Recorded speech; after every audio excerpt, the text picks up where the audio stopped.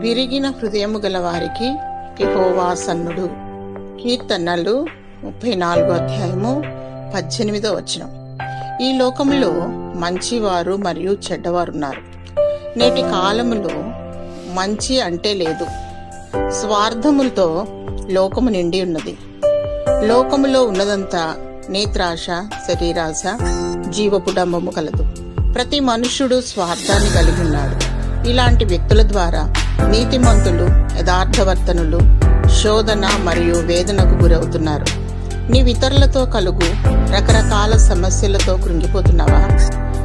అపనిందల పాలై అవమానానికి గురవుతున్నావా? అధైర్యపడకు. నీతిమంతుల మొరను దేవుడు ఆలకించును. నీ శత్రువును ప్రేమించు, నీ శత్రువులను క్షమించు, నీ శత్రువుకై ప్రార్థించు, నీ శత్రువులను దీవించు. నీ శత్రువు మార్పు చెందాలని, రక్షణ మారు మనసు కలిగి వర్ధిల్లాలని దేవునికి మొరపెట్టు. దేవుడు నీ హృదయాన్ని స్వస్థపరచువాడు.